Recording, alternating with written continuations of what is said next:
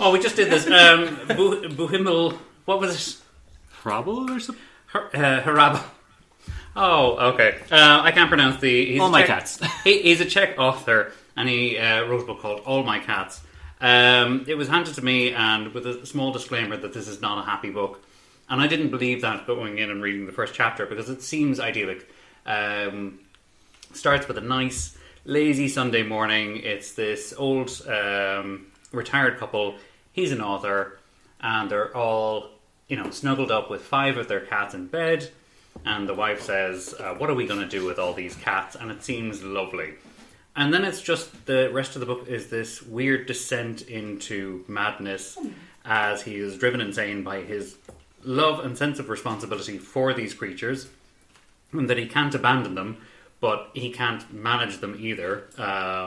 Great narrative that should...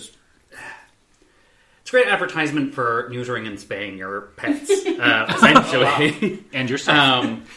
It's just full disclaimer as well. This particular author, in his little blib at the end, his life ended during a hospital visit when he fell off the hospital roof trying to feed some pigeons.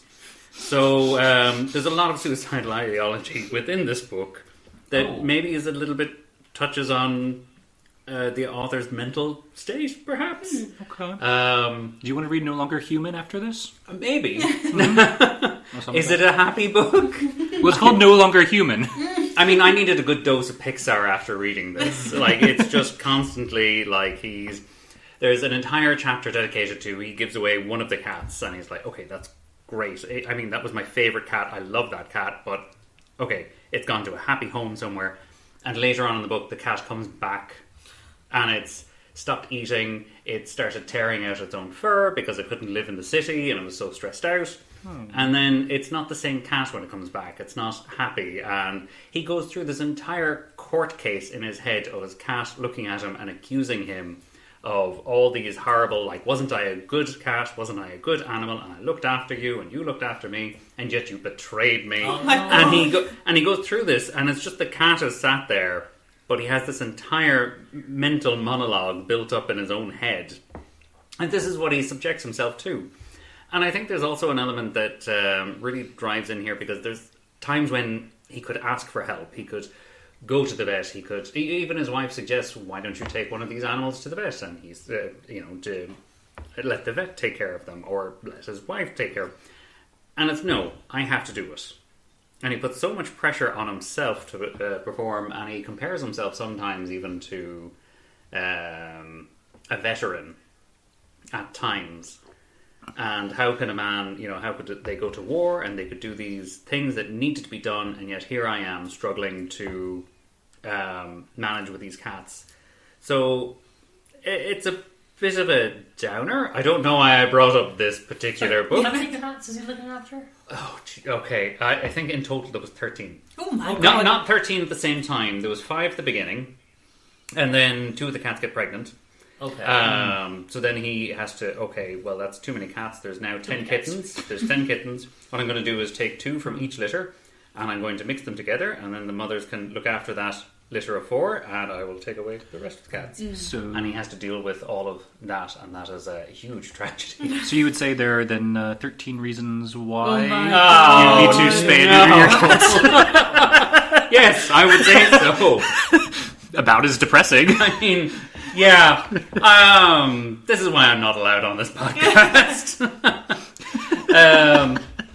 Well, we do call you Dark Place Robert. Oh, yeah. Oh, I've earned that name now. Yeah, I've been saying it for quite some time. Well, at some point I'll earn the name Playboy Alex, but it still has not... You know. He resides in the dark places, and you reside in the Playboy Mansion. That's what we know. So you're in the basement and you're in the attic. I got lots of bunnies. Does it get a yeah, or does it go down the gutter? It's an experience. It's not an answer. I would say don't...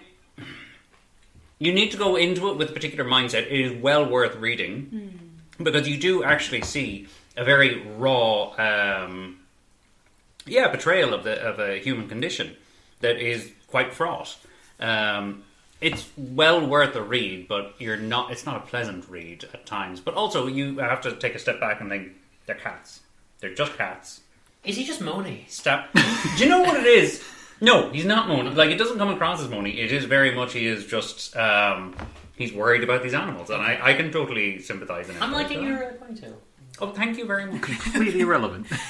Is it some type of like metaphor or allegory, or is it just literally about the cats? Just about cats. I think there's an element of toxic masculinity that pours in there, that it's constantly like, I have to be the man and I have to be able to do these things, and he never asks for help.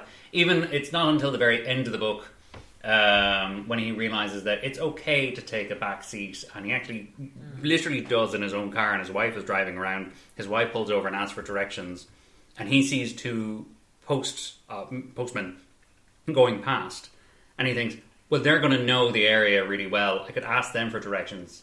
But you know something, I'm going to leave it to my wife, and I'm just going to be a passenger in this entire situation. Which I think is lovely that he learns this lesson at the very end. Okay. I think that's after an entire court case where his neighbour brings him to court for having all of these cats. And his neighbour is blaming him for the destruction to wildlife that these cats are causing, and he's able to reconcile and go, oh, by killing all of these cats, he does kill a lot of his cats. I don't like him that much. No, he's completely deranged. I mean, he kills them because he can't manage these things, and sometimes they just get away from my food. Alfred was going after your bread. A lot of the time, it's a case of the cats just die. But no, cats. Did they die the day before their daughter's forced wedding? No, exactly that. No, sometimes something will happen to the cat anyway, and he goes through it. But it's not until the final court case when the neighbour brings him forward and blames him for the destruction of wildlife, and he's able to, oh, so all of my actions in which I killed those cats was a good thing, and I'm actually a good person, and I can reconcile that, and that's all fine. Does it get a yeah? I'll give it a yeah. Just one. Just the singular. Look, it's 3 still. Yeah, it's not an enjoyable read, but it's well worth reading. Okay. So you would prefer The Cat Returns rather than The Cat Returning in this book? Yeah. What? Ghibli. The Ghibli. Yeah, Dean gets it. It's the best one they had. Yeah, no, that was a stretch. So I'm not going to talk. Of a cat. I'm not going to talk for the rest of the podcast. Don't worry. No, we've had that from you before. I'm also just full of broken promises. Don't worry. Yeah. We've heard that one before. So who's next? I guess you.